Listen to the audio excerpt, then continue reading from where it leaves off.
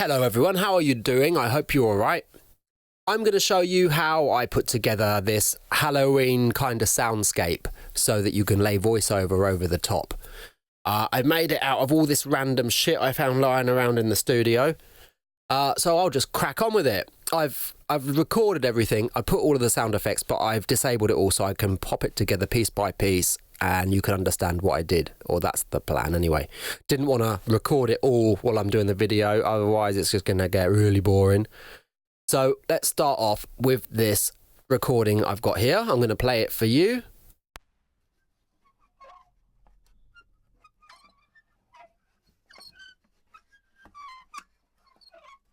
I hope you can hear that okay. It is a squeaking noise. It is the handle from my toolbox that I found kicking around. I've just wiggled it backwards and forwards and it's made that squeaky noise. So to deal with that, I have put on an EQ.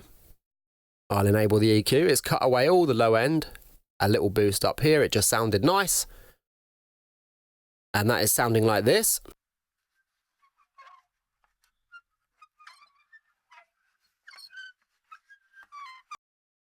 I've then gone ahead and added a compressor. Those are the settings right there. I'll turn that on. I didn't tweak a lot. I just, a 3:1, a negative, 35 dB on the threshold. I just played around with these until they sounded all right. And this is sounding like this.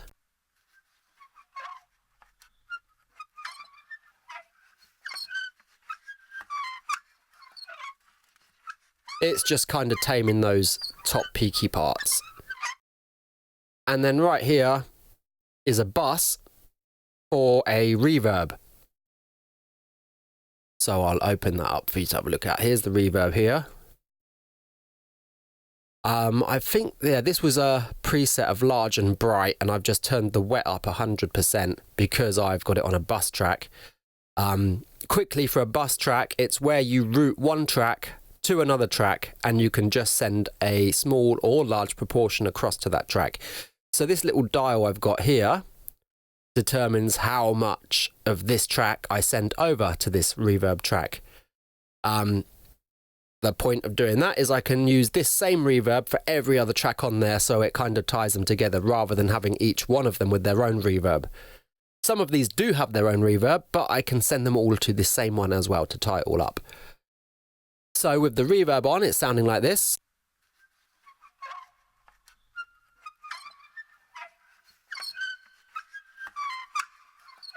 So you can see I could actually whack up loads. Have a listen here.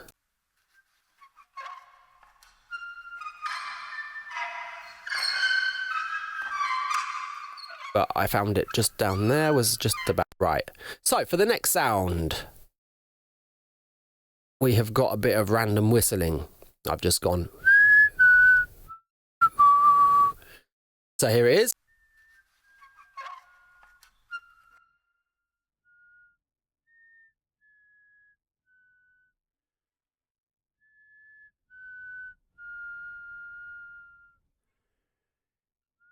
It made sense at the time and it kind of does work. So again, I've gone for exactly the same on the EQ there. All I did was when I set up this track, I then hit this little button here, which gives me an exact replica of the first track. I just knew I was going to need something similar. And I also have the same compressor with the same settings on there. And the same bus with the reverb on, so that's sounding like this.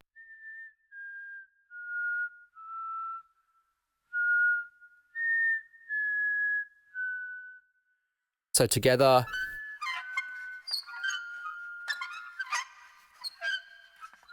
you get the idea. Right, the next sound is me going, that's it, it goes, and it is supposed to replicate water drops or raindrops. So we'll have a listen to this one.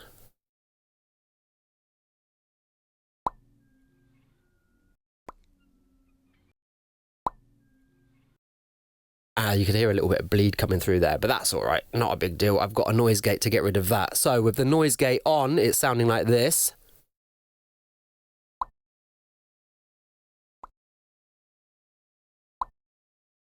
Okay, I've just done two. I've gone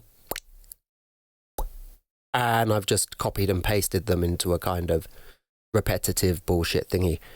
And then again, we've got the same EQ as the others, and the same compression, and the same reverb, and it's sounding like this.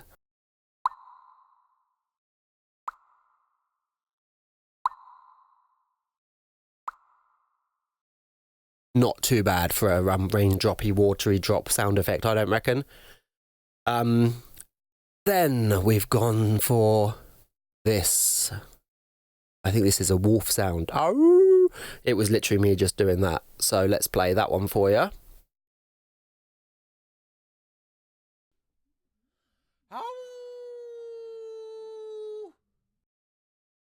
Yeah, well, there you are. Again, we've got the same noise gate, which has just been tweaked accordingly for that sound. Normally what I do is I come into the default settings here, and then I go to back-in vocal. I hit that, I find that it works really well, then I just play around with the threshold accordingly. I won't go into all the details of the noise gate because there's other videos for that, and I don't want to slow this down. We've then got the same EQ again, just cutting away all of the bottom end, little boost. A compressor, the same settings again. So with those on, it's sounding like this.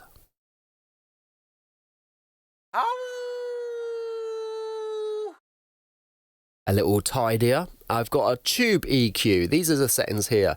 So all I've done on this one is boosted the high frequencies here, 16 kilohertz. And I've just turned that up. So with that on and off, I'll play that for you.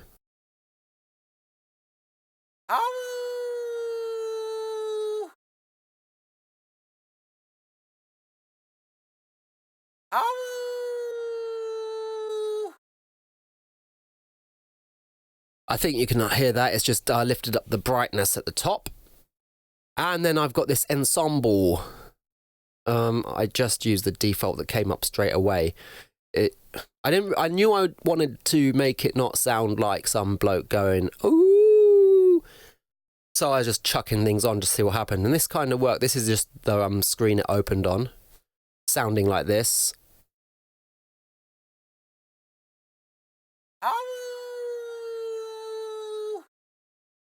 It just sounds a little bit phasey, a bit modulatory. And I actually applied the reverb to this track. The reason is I wanted it to be a different kind of reverb. So in that case, I've turned the wet down, not up, because I didn't want it to be mental. It's sounding now like this.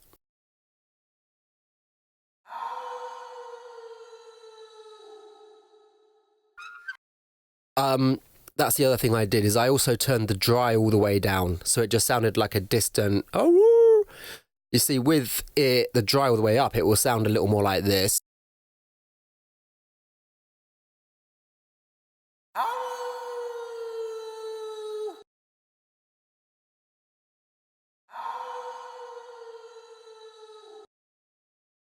I think you see what I've done there.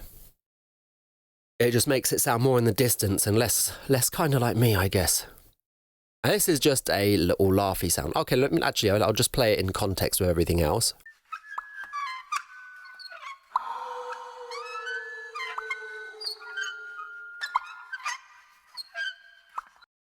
Cool. And then this is my laugh.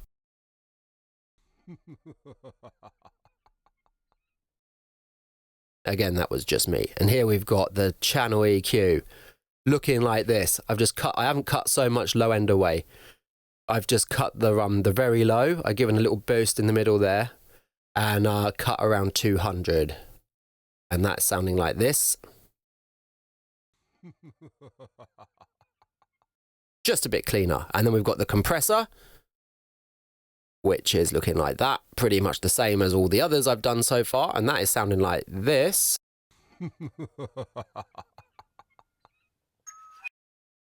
And then I've got Vocal Bender, which is by Waves. It's not a stock plugin from Logic. Logic has similar things though.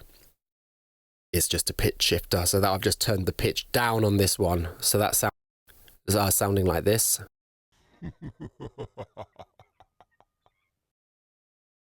it's kind of taken the humaniness away from it, which is what I wanted to do.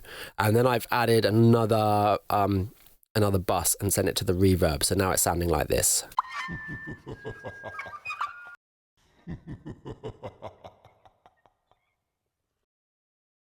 I think that's not too bad. Then that moves us on to here.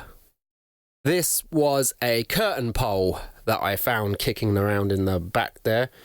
I've literally just grabbed it and started rubbing my hands around it to make this weird noise.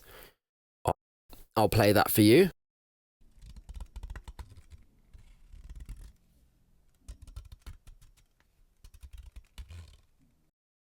Yeah, sure.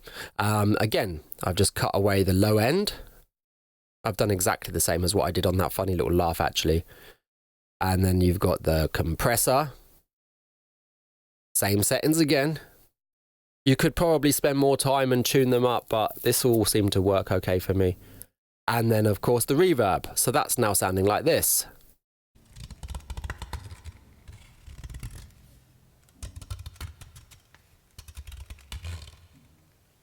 So altogether, they're sounding like this so far.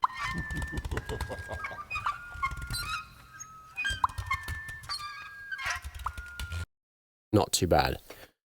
Okay, and then this guy down here, I don't remember what this one was. Let's have a little listen to it. Ah, yes, that was me slamming a filing cabinet closed. Obviously. Again, it's the same EQ. Turn that on, have a listen. It's just tidied it up a little bit. And then the compressor, again, the same, sounding like this. And then obviously the reverb, I've got quite a lot dialed across there. I don't know what kind of sounds I was trying to replicate. I think maybe a slammy door. As for the others, I've got no idea either. I just wanted to get a load of weird, highly reverbed, echoey sounds on there to make like a little soundscape. So now this is sounding like this.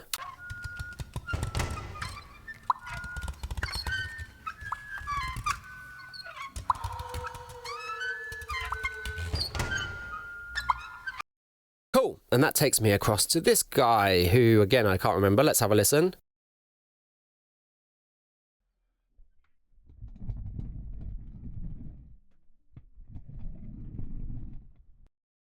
Yes, I'd actually sat the microphone on my chair and then rolled the chair across the floor. That's what that was. The microphone I used for that was just a little pencil condenser mic. It was a Sub-Zero one from Gear for Music. The matching pair, I think they were like 50 quid for the pair. Quality.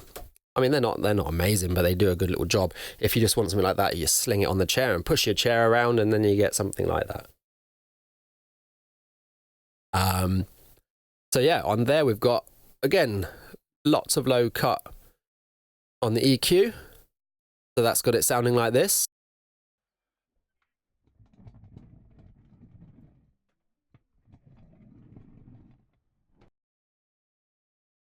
And then I've got the compressor. It's exactly the same settings again. It looks like I didn't even bother too much with this. Let's play that.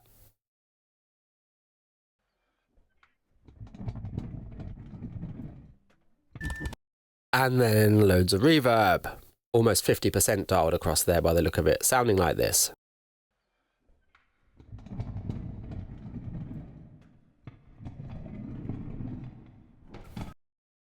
Okay, and then together they're sounding a little like this.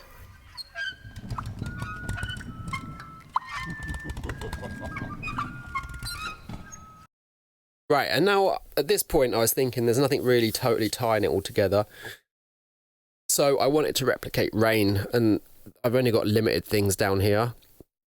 So the closest thing I had to rain was actually a plastic carrier bag. So what I did is I recorded me rustling it, which sounds like this.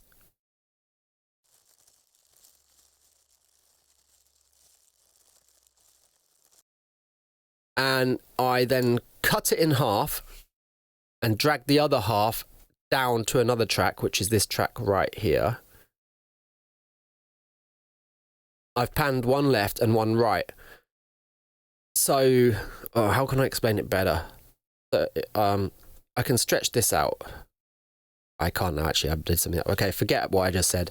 So what I did is I recorded it, say about 8 bars. I then processed it with the EQ and the compressor, just like I'd shown you in all of the other clips. Then I bounced it by holding down Control and B. I then cut it in half and put one on one track and one on the other. So these clips here are already processed. I've then panned one left and one right to make them sound stereo. So this is what they sound like together.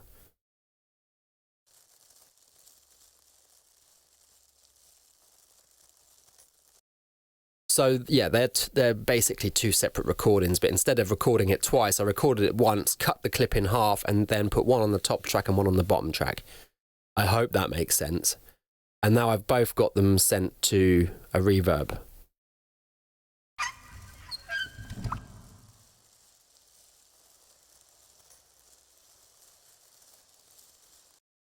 If I didn't do it like that, it would sound like this.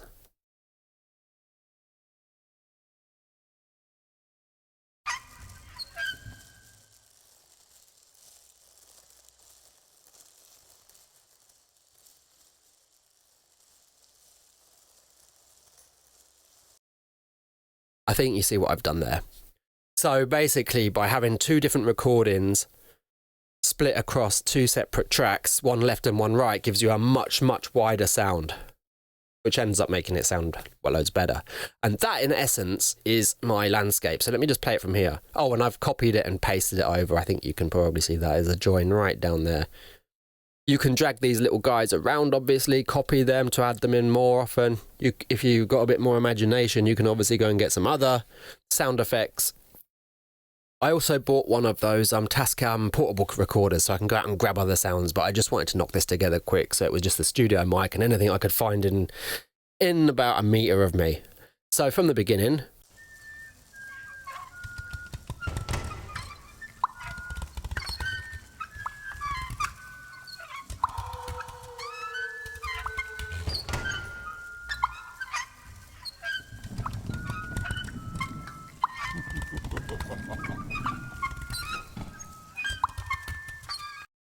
Right, so that now takes me on to the bit of voiceover I did. Mouse is being retarded. There it is, it just connected again. Yeah, so this is the first part that I've done right here. I'll solo that so you can hear it. Your favourite station, playing our favourite scary music. Don't turn out the lights now, 'cause you could be in for a fright. So, that is the piece of voiceover, and here is the processing chain. First of all, noise gate. I did the same back in vocal, just dialed this back a little bit, just to get rid of some of the noise, but it probably wasn't that necessary. I ended up actually cutting out big parts of noise myself because I couldn't find the sweet spot. So, I've then got this channel EQ right there. So with that on, it's sounding like this. Your favourite station, playing our favourite scary music. A little bit cleaner there. Okay. And then with the compressor. Your favourite station, playing our favourite scary music. Don't turn out. Not a lot going on there, to be honest.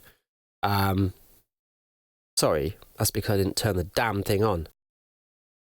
Your favourite station. That always helps, right? Playing our favourite scary music.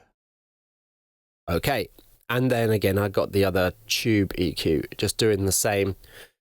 I boosted the lows here, 60, and I have boosted the highs between 14 and 16, and with that on, it's sounding like this. Your favourite station, playing our favourite scary music.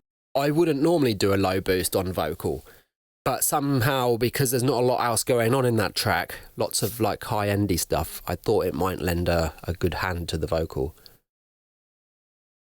I've then got this compressor purely for the saturation there. This one is by Native Instruments, and it comes in one of their complete packs. I think complete 14 I got this in, I think. Definitely worth investing in. There's some quality stuff in there. More if you're making your own jingles, your music and stuff, because there's loads of MIDI instruments and crazy shit in there. I love that. So with the saturation on, it's sounding like this. Your favourite station, playing our favourite scary music.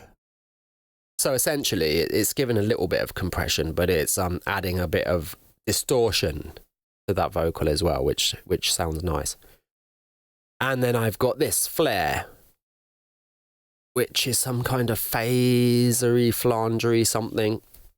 It just adds a little bit of something. I'll play that. This is again from Native Instruments. Your favourite station, playing our favourite scary music. I think you can hear what's going on there. Right, and then to the buses. I've got many buses on this one. First of all is the reverb, sounding like this.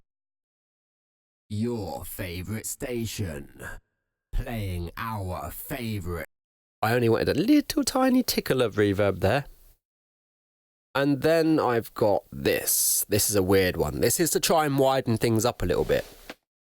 So on this bus, I've got a channel EQ which cuts away the high and the low, leaving the middle. And then I've got this sample delay, which delays the sound between the left speaker and the right speaker, which will make it sound wider. It's kind of recreating the Huss effect. And that sounds like this. Your favourite station, playing our favourite scary. And with it off. Your favourite station, playing on our favourite scary music. And you see it starts to widen it up a little bit. You can send a few things to that bus as well if you wanted to. Next one is this Ovox. This is by Waves. And this is like a vocal synthesizer. It's quite good for what's that, Sonovox kind of sound effects. It's got all kinds of weird stuff. And I put that on a bus as well, so I can have the essence of my main voice straight up, and then I've got this just dicking around in the background. So that sounds like this. Your favourite station, playing our favourite scary music. Don't turn out the lights now, 'cause you could be in for a fright. I think it adds a little nice something. If I didn't put it on a bus and I put it straight on the main track, it would make my whole vocal go like that, and that would just be way too much. So on a bus, I like it. And the next is just another bus compressor, shall I say. And now we're sounding like this. Oh, this is the Native Instruments one right there. The vocal I'm doing right now is running through this, as you can see the needle popping around. Your favourite station, playing our favourite scary music.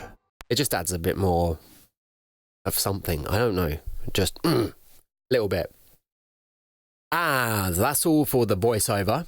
So with them together, you've got them sounding like this. Your favourite station, playing our favourite scary music. Don't turn out the lights now, 'cause you could be in for a fright. Okay, and then at the end I've got a boo and a scream. So what's processing is on the scream. Let's play that scream, shall we?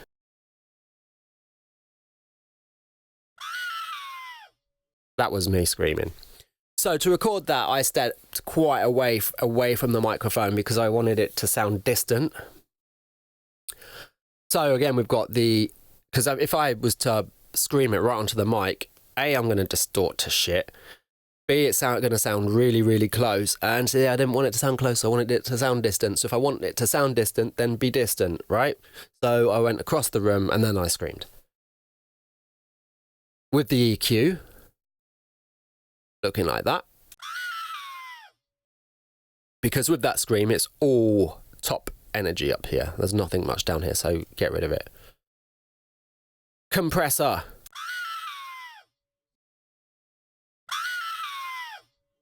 Just flattens that out.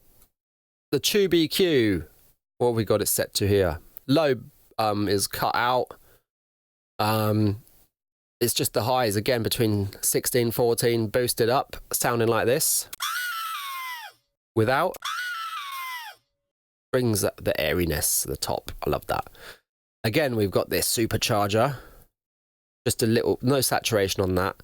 Just a touch of compression again. And then I've got its own reverb whacked on the track this time. Because, yeah, it just worked better that way. I could remove some dry if I wanted it really distant. That goes across to the other reverb, but I didn't have that turned on because there was no need. I just initially did that, then I thought, oh no, actually I want to chuck it on the main track. This one goes across to the stereo widener.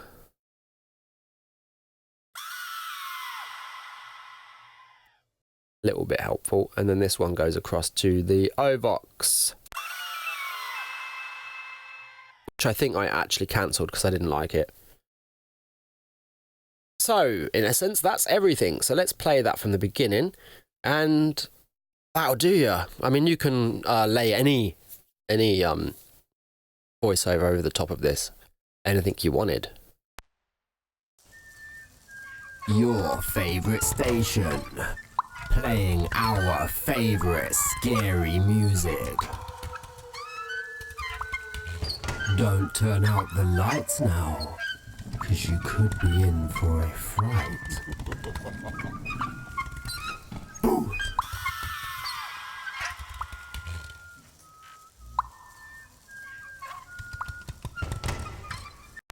So there you go. That is how I put together a little background atmospheric Halloween scary bullshit thingy with random shit I found around me. Yeah, if you got any questions, obviously drop them. Till next time, I'll see you, well, next time. Bye-bye.